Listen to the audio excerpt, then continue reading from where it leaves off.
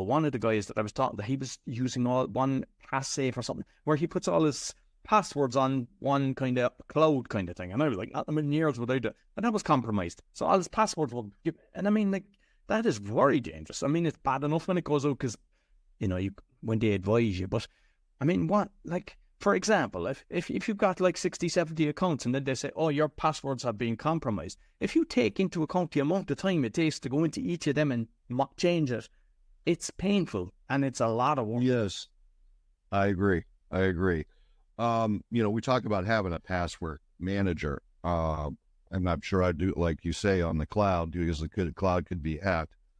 But it is very important to have different passwords. If you use the same password for every one of those accounts, you are going to have to go through all those accounts. But if you're using different passwords for each account, you're not going to get those, like all of your passwords, because they're not going to guess all or get all of them. And, you mentioned about those breaches.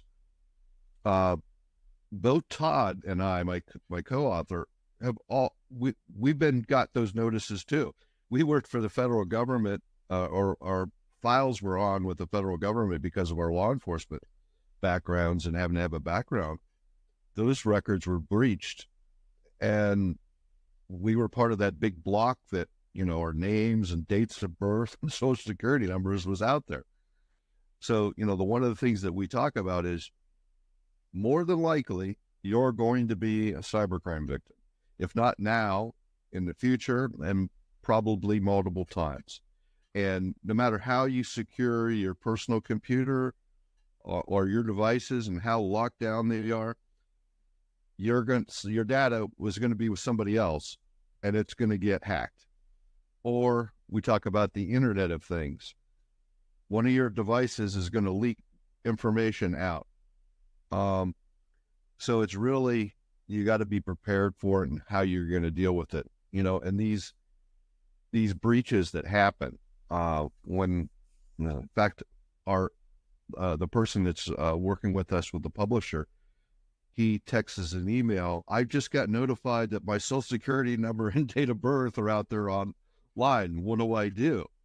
And I walked him through, freeze your accounts, change your passwords. Those are the things you do right away. But when that data is released, the social security numbers and credit card numbers, those have a short shelf life for the criminal to use, because once it's determined that's happened, people put in freezes, the credit cards are canceled. So there's a short window that information has value to the criminal marketplace.